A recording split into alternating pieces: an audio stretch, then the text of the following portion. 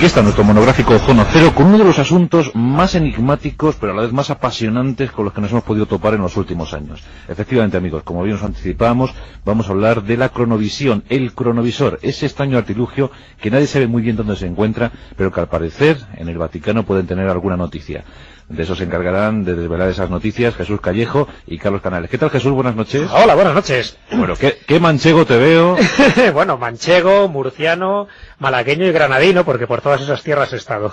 Has estado de periplo buscando los oficios malditos, ¿no? Exactamente, sí. Estoy ya en la recta final de ese libro de investigación que tú bien sabes y que, bueno, pues casi es primicia, ¿no? Revelarlo ahora, a pesar de que dicen que da mala suerte, pero bueno, sí merecía la pena hacer este viaje. Sí tenía que estar aquí el viernes, pero no controlé un pequeño detalle, el último misterio, que era coordinar la última salida del tren que me iba a traer a Madrid. Pero bueno, eso es insondable. Eso es insondable.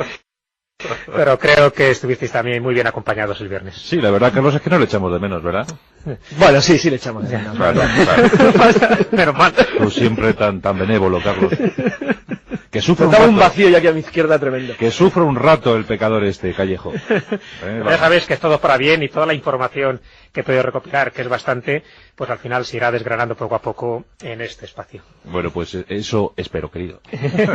Muy bien. Vamos a hablar del cronovisor. Extraño artilugio, Carlos, extraño artilugio este del cronovisor. Siempre hemos hablado de él a lo largo de tantos y tantos años.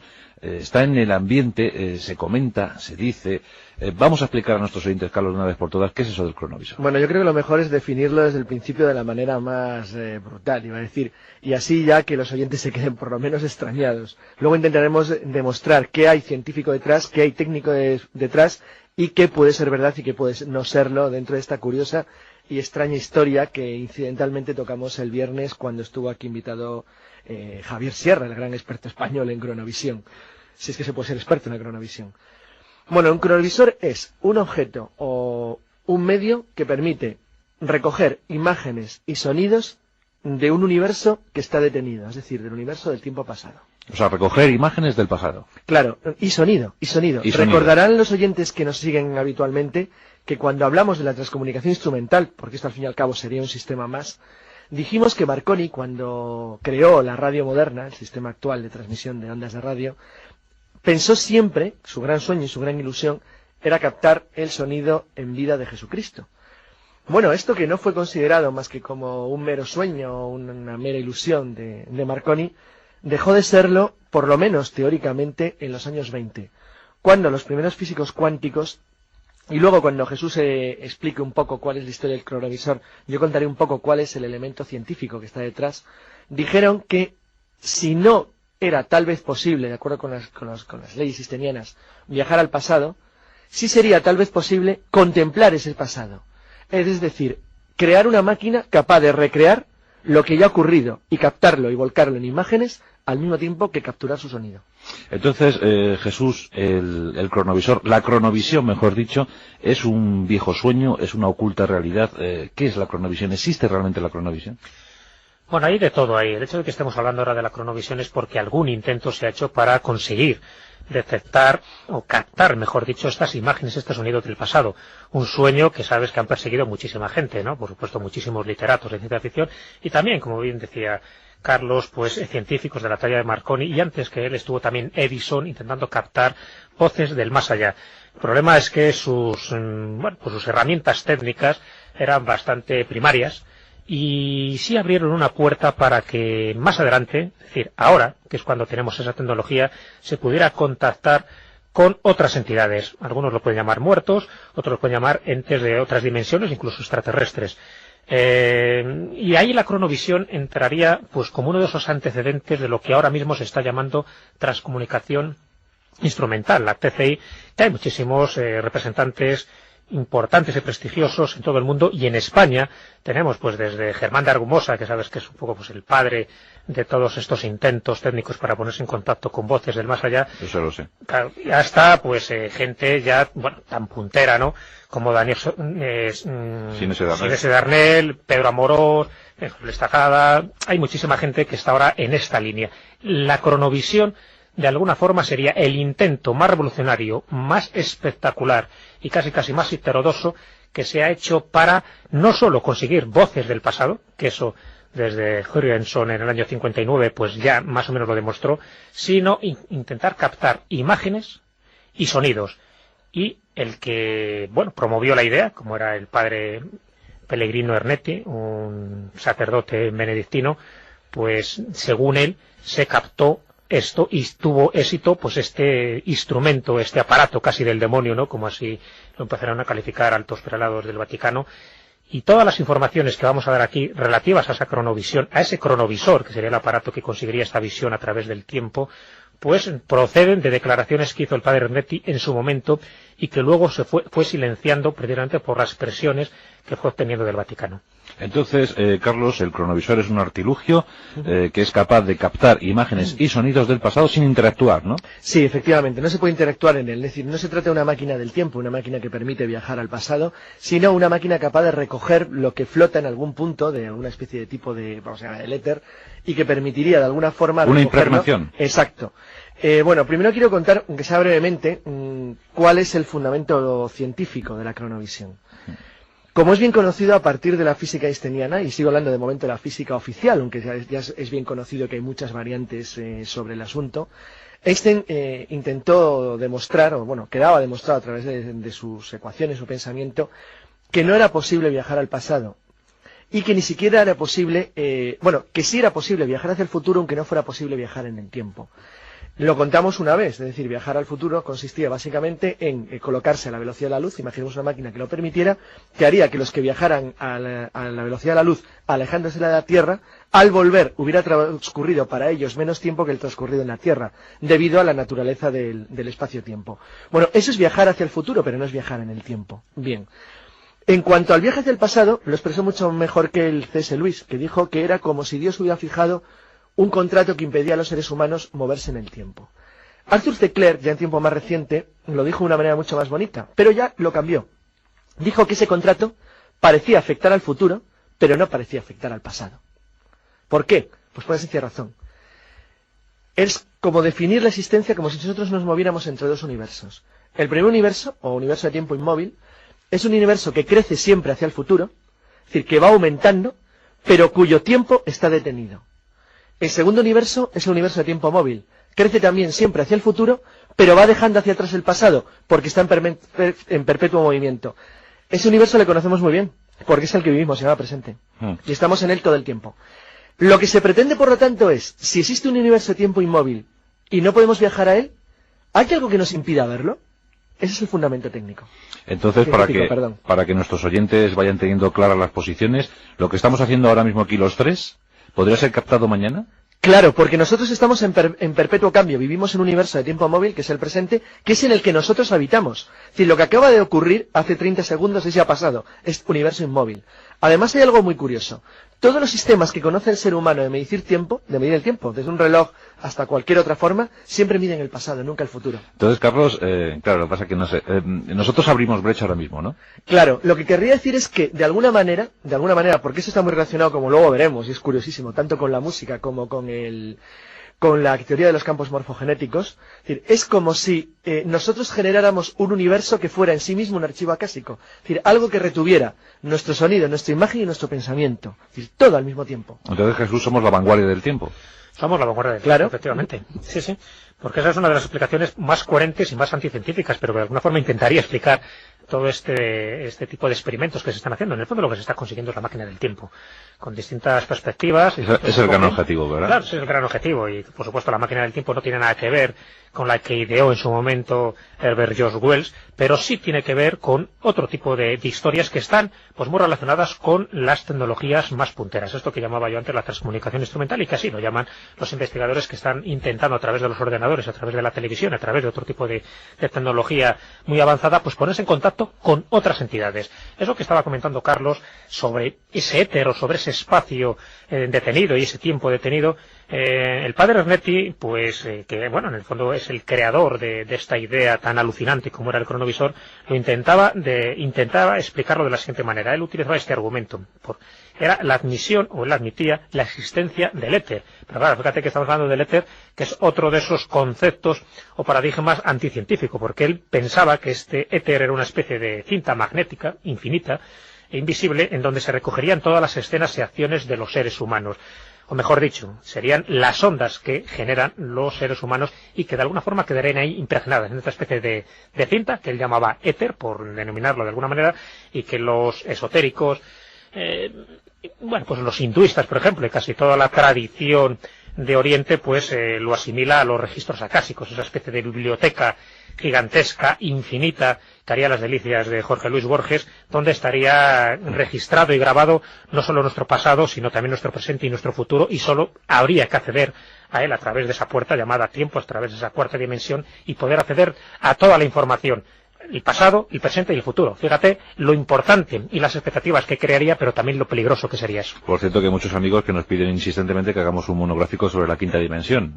Algún día, ¿verdad? Pues algún día. Primero habrá que hablar de la cuarta, para tenerlo muy claro, antes de saltar a la quinta. A la quinta, la sexta, séptima, octava, novena, porque ya sabes... Sí, bueno, de todas maneras creo que, para que no generemos de nuevo nuevas confusiones otra vez con físicos y eso, que cuando hablamos de dimensiones muchas veces hablamos de multiuniverso, universos paralelos, no de dimensiones en sentido físico, que eso es otra cosa. Nosotros nunca podríamos vivir en una dimensión superior, pero nuestra naturaleza física no lo permitiría. No, pero bueno, dentro del tema científico está muy admitido que estamos viviendo en tres dimensiones espaciales, en una dimensión temporal, eso está clarísimo. O sea que el tiempo sería quería contar que, bueno, aunque no es el objeto del programa de hoy, que eso yo creo que merecería un programa en sí mismo, la máquina del tiempo como problema general, que Gaylord Simpson, por ejemplo, cuando generó su modelo de viaje en el tiempo, ideó una idea, un modelo muy curioso, en el cual él decía que el tiempo, y no sé si se parecía en parte a la teoría del padre Ernetti sobre lo de la cinta magnética, no era una línea continua, sino que era una espiral.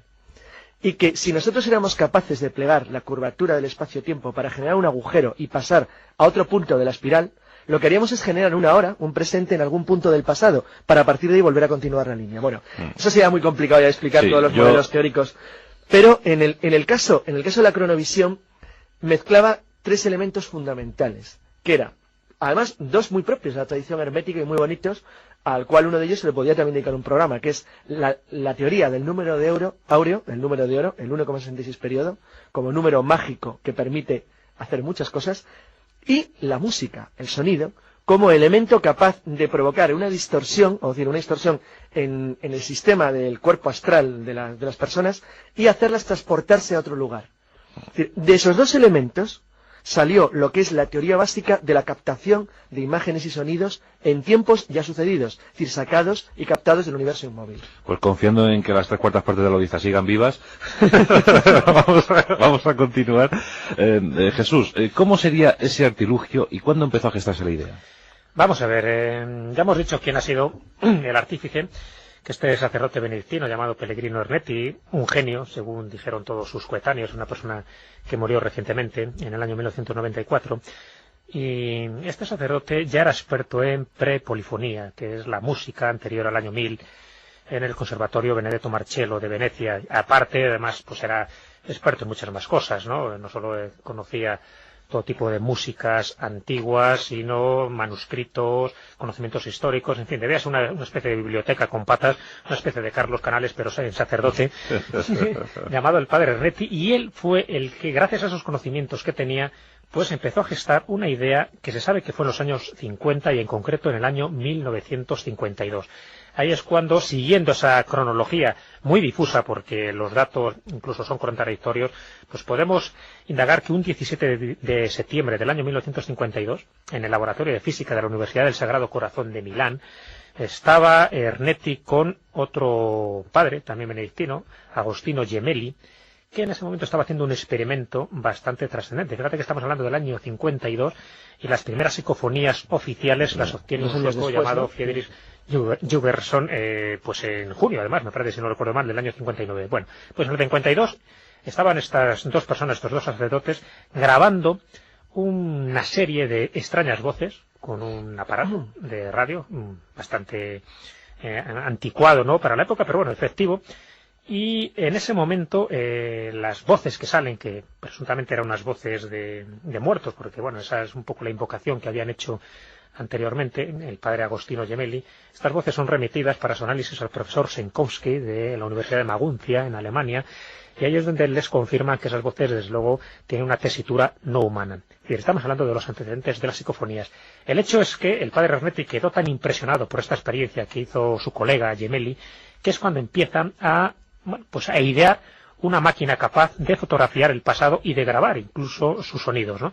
Él comentaba que esas ondas visibles y sonoras del pasado no se destruían y no lo hacían porque eran energía, y por lo tanto la energía siempre la podías transformar, manipular y recuperar, si era preciso, de ese pasado, ¿no? Y el cronovisor es cuando recuperaría esa energía y recompondría las escenas. Todo esto, que en el año 52 es cuando empezaría a pergeñarse esta idea, según parece ser, según estos datos que tenemos, empieza a ser conocido gracias a un periódico italiano, el Domenica della Corriere, que es cuando en el año 72 publica un pequeño reportaje donde se habla del cronovisor del padre Ernetti. Esto es lo que empieza a saltar a la luz. Lo que pasa es que en el año 72 ya digo que es cuando tiene esa importancia a nivel mundial, fíjate que incluso en España, lo cuento como anécdota, lo recoge el Heraldo de Aragón, ni más ni menos. Pero anteriormente se sabe que ya hubo alguna que otra referencia. Por ejemplo, en julio del año 1965, en un periódico en francés, L'Heure d'être, sería más o menos como la hora del ser, hacen una pequeña referencia, y un año después, bueno, medio año después, en enero de 1966, también se sabe que en un periódico llamado Civiltà de la Machine se publica un pequeño artículo con un sugerente título, que es el oscilógrafo electrónico, donde también se habla de esta supuesta máquina que el padre Ernetti había ideado. Pero ya digo, a partir del año 72 esto empieza a ser un boom, empieza a saberse públicamente que hay un sacerdote por ahí que casi desoyendo las voces del Vaticano, porque ni más ni menos está diciendo que puede grabar escenas del pasado y recoger sonidos del pasado, cuando la Iglesia como institución pues nunca ha recomendado este tipo de experimentos. Y ya cuando empieza a decir las cosas que está grabando y obteniendo, desde luego empiezan a encoger el ánimo a más de uno y a poner la piel de gallina a más de otro, ¿no? Porque, según él, aseguraba ni más ni menos haber recompuesto en su versión original una partitura musical desaparecida y elaborada por Quinto Ennio. Esta partitura musical se titulaba en su momento Tiester, y él dice que la recompuso gracias al cronovisor, recogiendo nota por nota. Recordemos que el padre Ernetti era músico, y entonces, bueno, pues lo logró otra vez, según él, logró recomponer pieza por pieza y casi nota por nota toda esta partitura totalmente desaparecida, el Tiester, que fue representada originalmente en el año 169 después de Cristo, y se sabe que a partir de ahí se le perdió la pista. Pero, bueno, eso más o menos puede ser hasta creíble, ¿no? Decir, bueno, pues alguien que haya podido recoger unas partituras musicales y después las haya recompuesto. Pero es que el padre Ernetti aseguró algo más, y por supuesto mucho más espectacular. Dijo haber obtenido el texto original de las tablas de la ley, aquellas que fueron entregadas por Yahvé a Moisés, y fotografiar la destrucción de Sodoma y Gomorra, así como la transcripción literal de las últimas palabras pronunciadas por Jesús en la cruz. Estas son algunas cosas que dijo que había obtenido y que fueron difundidas en el año 72, y que decir tiene que el revuelo estaba servido. Sí, pero Carlos, ¿cómo es posible recoger sonidos e imágenes a voluntad? Y sobre todo fijar fechas, fijar intereses, es decir, quiero recoger este sonido musical, quiero recoger este momento específico. Bien, eso obviamente no se sabe, pero sí hay un ligero indicio de cómo podría ser. Y ese indicio no viene de Roma ni del Vaticano. Bueno, hay que tener en cuenta que el Vaticano, Pío XII, declaró este tipo de investigación como secretísima en los años 50. La Iglesia siempre ha negado, de hecho, oficialmente, que estas imágenes hayan sido captadas alguna vez. E incluso un libro de Robert Charroux, que llegó a publicar una supuesta fotografía de Jesucristo en la cruz, fue por la Iglesia completamente, dijeron que es una verdad chorrada y que no tenía nada que ver con ellos. No obstante, cuando digo que hay indicios de cómo pudiera ser la máquina, estos indicios vienen de algo muy curioso, que no tiene nada que ver con el Vaticano y que no consiste exactamente en el mismo sistema de obtención de imágenes y sonidos, pero que sí que está muy enlazado con ello, que es el proyecto del que hemos hablado aquí una vez de Testigos Lejanos. El proyecto militar norteamericano dirigido a través del INSCOM para formar psíquicos capaces de realizar viajes astrales que permitieran transportar su cuerpo astral hasta puntos supuestos del territorio enemigo, donde podrían teóricamente informar sobre instalaciones militares que amenazarán la seguridad de Estados Unidos. El proyecto de Testigos Lejanos, que es un proyecto absolutamente delirante, que nadie creyó en él hasta que el gobierno norteamericano desclasificó todos los documentos e hizo públicas incluso las declaraciones de Aingo Swan, que fue uno de los psíquicos que trabajó con ahínco durante los años 70 y 80 en esta tremenda idea, tenía una de las operaciones, una de ellas, no todas, una de ellas consistía en la aplicación de determinados tipos de sonidos. No olvidemos que el padre Ernetti era un experto en polifonía y un gran conocedor de la de la mecánica de los números áureos como sistemas de obtención de música a través de lo que luego se ha hecho en los años 80 mediante fractales. Aquí tuvimos un buen ejemplo de Juan Ignacio Cuesta, de cómo se podía obtener música a través de sonidos naturales, es una cosa ahora muy de moda en la nueva era, que consistía básicamente en la aplicación a un sujeto de determinados tipos de sonidos en los dos lados, con frecuencias elegidas que permitían hacerle entrar en una situación de trance, es decir, algo parecido a la ingestión de una droga. Ese tipo de investigaciones llegó a la conclusión en Estados Unidos, por parte de algunos investigadores, que se podían generar máquinas capaces de provocar estados de éxtasis. Estados que harían que la persona que entrara en trance fuera capaz de ver situaciones o de transportarse a lugares y puntos físicamente inaccesibles para él. Bueno, sí, o sea, en este caso la claro, máquina influye en el manipulador. Exacto. Entonces era algo capaz de permitir que el traslado a una especie de archivo, vamos a llamarlo acásico, pudiera ser automáticamente recogida por un sistema de grabación convencional. O sea, las ondas emitidas por la máquina convierten, en este caso a Arnetti, en un medium. No se sabe si será el sistema del medium, pero era el sistema que buscaban los americanos. Era convertir a un medium que a través de la imagen del medium pudiera ser grabado en un sistema clásico convencional, pero tan convencional como una cinta. Entonces la máquina... Parece ser que la máquina lo que haría es, genera una situación en la cual busca o rastrea en determinadas ondas, tanto de sonido como de imagen, que genera una energía que es captada por una especie de codificador, que lo que hace es que convierte ese punto en concreto de la cinta que hablaba Ernetti, porque es muy gráfico hablando de ello, en eso, precisamente, en una cinta, es decir, en algo capaz de ser recogido en imagen y sonido. Pero eso, Carlos, es algo tan absolutamente extraño. Sí, pero a lo mejor eso lo que propone es que el propio Arnetti sea el catalizador. Sí, en parte hay la sospecha que pudiera ser una semimáquina orgánica, es decir, que fuera una máquina capaz de coger impulsos de una persona. Lo que no se ha sabido nunca es si la máquina vaticana de existir utilizaba lo que llamaríamos un medium, o por el contrario, es decir, imaginemos que alguien pudiera ser el interlocutor entre una psicofonía y la máquina que la graba. Pues sería algo de ese estilo. Lo que ocurre es que la otra versión lo que dice es que podría ser una máquina capaz de concentrar la energía de ese éter del que hablaba Ernetti para, a través de él, rastreando en el tiempo, es decir, en un sistema de retroceso, fijar una imagen, una posición y ahí hacer una especie de fotografía y grabar. A mí, que sí tengo una pequeña experiencia en grabación de sonido y vídeo, no tanto como Juan Ignacio, pero sí alguna, me parece algo inconcebible, lo digo sinceramente. ¿El experimento, Jesús, al parecer se suspendió o quedó relegado? El caso es que el propio Arnetti ni siquiera quiso hablar de él. No quiso hablar de él, porque fíjate, ya tengo que son muy pocos datos los que se saben y muchos pues proceden directamente del padre Arnetti, que por desgracia pues ya falleció en abril de 1994 y por lo tanto toda esa información pues ha quedado ahí, ¿no? Bueno, pues se supone que archivada en algún sitio. Por supuesto el Vaticano no tiene ningún interés en que esto salga a la luz. Javier Sierra fue a entrevistarle y le echó. Javier Sierra, exactamente. Los pocos casos que sabemos es gracias a Javier Sierra y, sí. Bueno, yo he estado hablando con él pues muchas veces sobre este asunto, porque aparte de lo que publicó en un artículo pues un año antes de que muriera el padre Arnetti en la revista Más Allá, bueno, a mí ya me interesó muchísimo y saber indagar un poco algunas de las cosas, ¿no? Y de hecho creo que el viernes, cuando estuvo aquí presentando su último libro, pues uno de los capítulos también los dedica al cronovisor y habla de algunos datos nuevos, ¿no? Pero en realidad lo poco que sabemos es que este hombre por alguna razón se asustó o le amenazaron al padre Arnetti, porque hay que descartar la idea de que el tío fuera un alucinado, de que no controlara esta situación o que, bueno, pues sencillamente que todo fuera falso, fuera de su invención, porque ya digo que era una persona muy reconocida, con mucho prestigio en su época. Entonces es impensable que alguien de su categoría y de su profesionalidad y de su prestigio, no lo olvidemos, pues fuera capaz de inventar esto. Pero claro, a raíz de la prohibición del Papa Pío XII de divulgar cualquier detalle sobre esta investigación, porque además él alegaba una cosa que tenía su sentido, ¿no? Su lógica, el Papa Pío XII.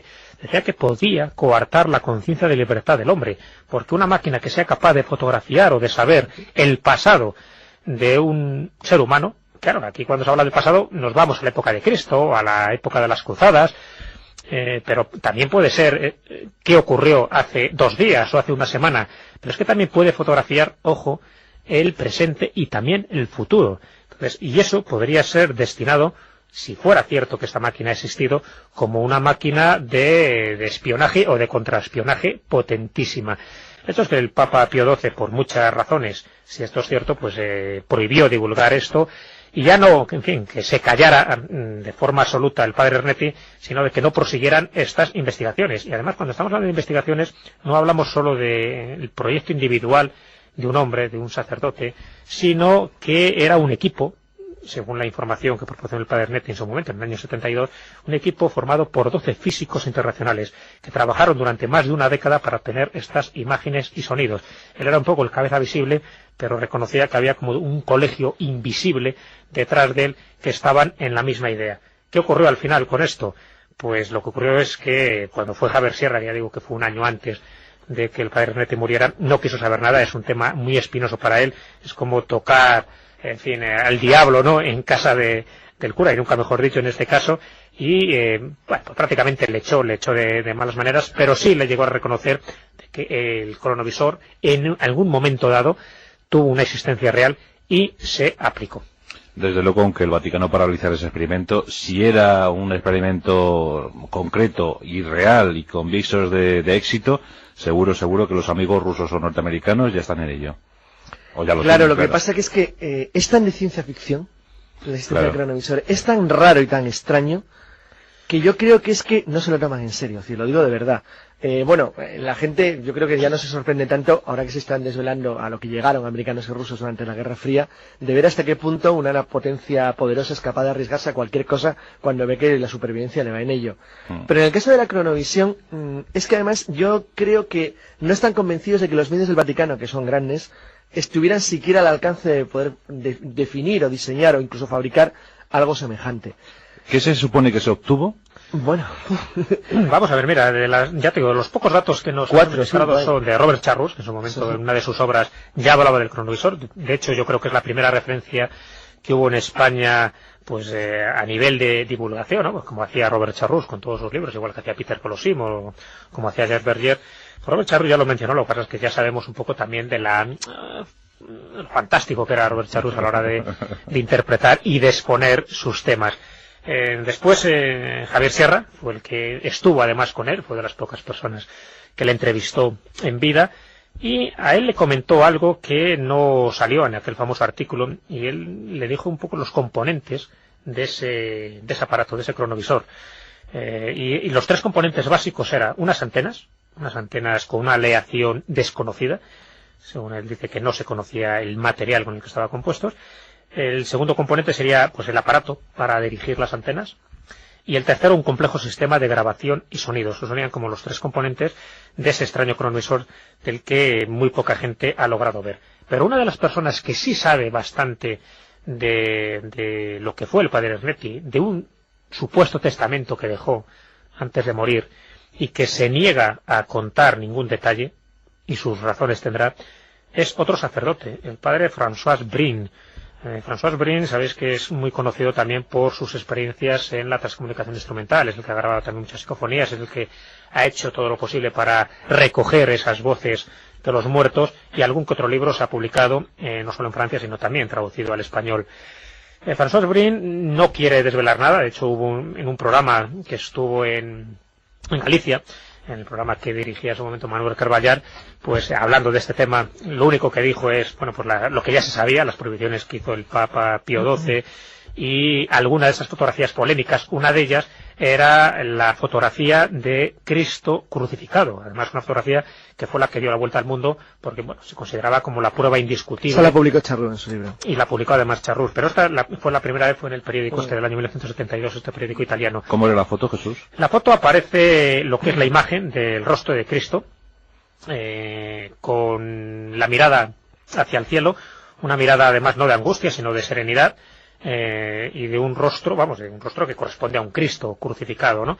Pero la imagen todavía que se divulgó sobre todo de su cara, y bueno, lo que es parte del cuello y bueno, parte de los brazos sería.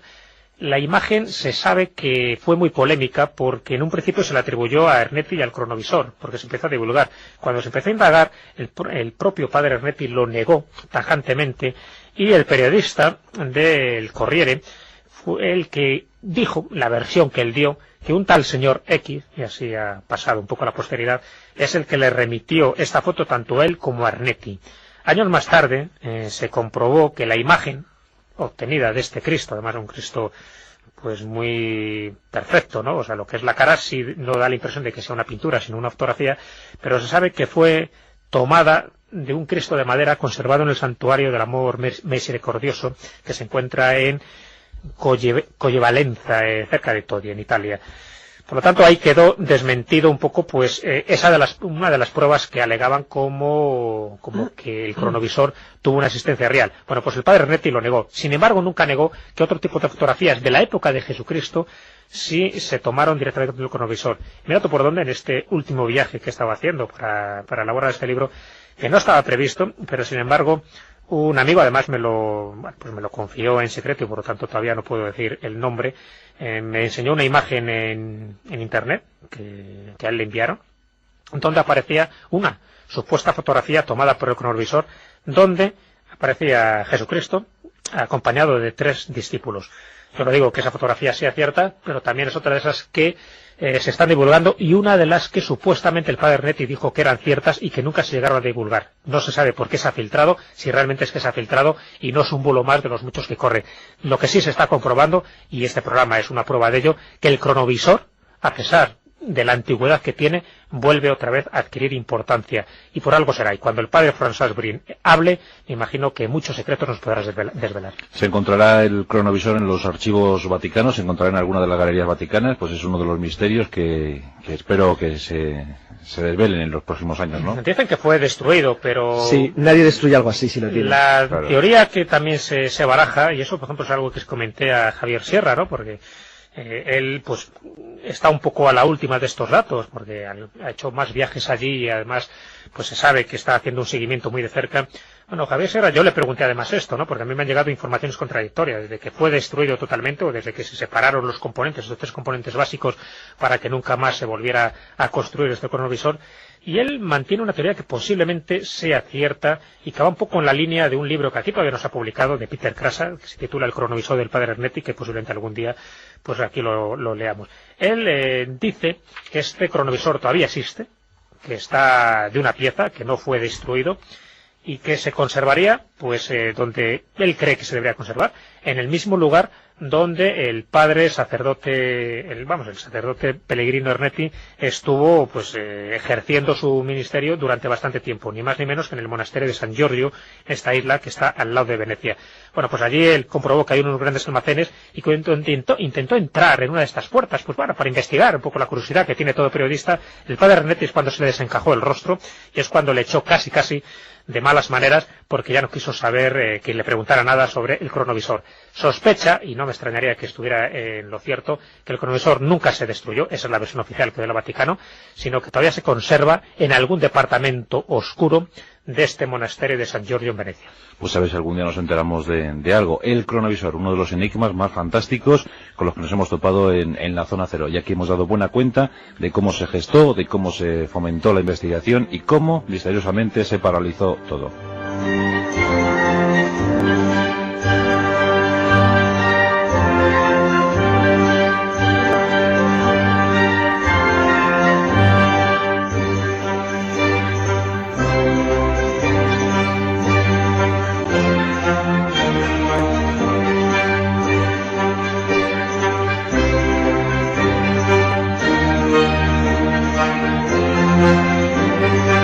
Después de este magnífico